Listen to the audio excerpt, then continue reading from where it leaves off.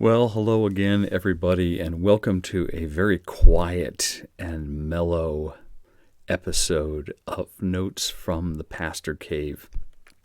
And it is, I will, by my own admission, it is late night here. This is the latest video I've ever done on Notes from the Pastor Cave, and you can just kind of sense the whole house is really quiet. Even the cats are not moving around at all. The door is closed. Everything's actually locked up for the night. And I had the privilege of having a really wonderful conversation with a man of God today, who I consider to be a Hebrew scholar and a scholar in all things Old Testament, all things Jewish.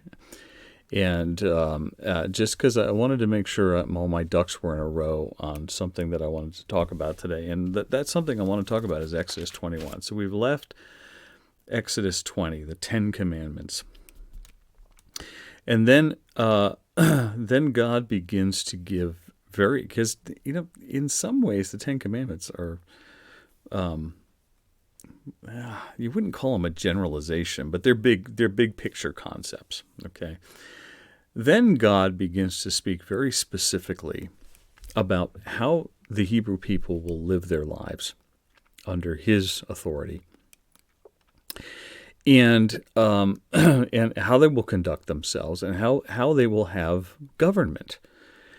And when you begin to look at this, it becomes incredibly fascinating. But the first part is about Hebrew servants. And one of the things that I've had to endure over the years is people saying things, quite frankly, are foolish, saying things that, like the Bible condones slavery. Okay, I would defy you to find that. And a lot of it has to do with a misunderstanding between the word slavery and the word servitude. And there's actually two very entirely different concepts here. And the first one is slavery is if I am your slave, okay, you own me. I do not have the right of myself. I do not have the right of personhood. And so I'm just property. I might as well be a cow, or a chicken, or a goat, or a '53 Buick. It really doesn't matter. I'm just a thing. I'm just stuff. I'm just property, and that's the basic idea behind slavery, is that you can take a human being and you cannot recognize his humanity, and you can own him. Okay, the first 11 verses of Exodus 21 have to do with a very specific idea of servitude, which has to do with Hebrew to Hebrew. In other words, there's no other people groups involved in here. There's no, he'll go invade your neighbor and make them into a slave. There's none of that at all. This is between Hebrews. And what God does is He institutes this government system, and He institutes an economy, first of all, that is based on land ownership. Every family belongs to a tribe. That tribe has specific land that is given to them by God. The bigger the tribe, the more land is needed, and the smaller tribes need less land. Okay, but within that tribal unit, your family has a piece of land. Okay, and that piece of land is considered to belong to your family forever. That's it. It's yours. Okay, so you always, and it's a way to stave off poverty, because you always have this piece of land as a bargaining chip. First of all, you can be an agriculturalist. You can be a shepherd. You can make money off of that land. And I suppose if it had timber on it, you could cut timber. But you understand my point. But the other thing that was fascinating about it is that that if you got into trouble, you had this land as a bargaining chip. So you got into trouble, and you could essentially rent this land out for a period of up to 7 years. There were these 7-year cycles where the land had to rest on the seventh year. And so everything up to that point would be kind of prorated. It's probably the best way to put it. So you could make money off of your land if you got into a real fix, you got into a real bind. You could make money off of your land for a certain number of years by essentially renting it out to somebody else who wants to use it, somebody else who's doing better. And then, but it's never forever. You're never just destitute without land, because it will always revert back to you in this 7-year cycle. So that's why I say you're essentially renting it. You're not selling it. You're essentially renting it. And it's, I guess it goes without saying, it's a God concept, so therefore it's a brilliant concept, this idea. So this was one way in which God was taking care of the poor, in that they always had land ownership.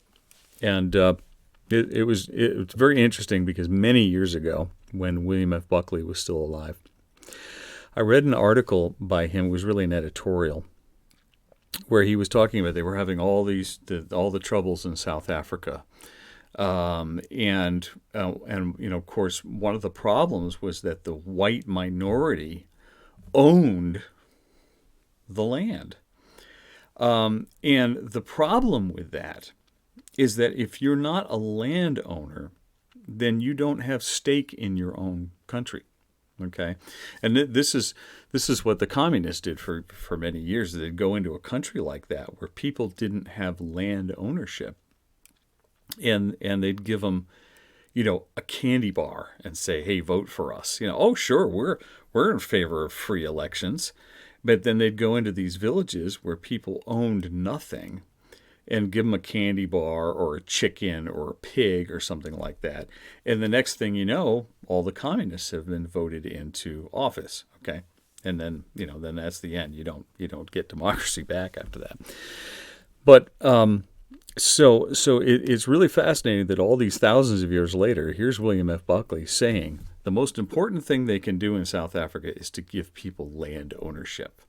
Okay, that people would be able to own, because then when you own land, you have a stake, and you also have a bargaining chip. You have something that you own that is yours, that you can rent it. You can do this with it. You can do that, but it is yours. It belongs to you.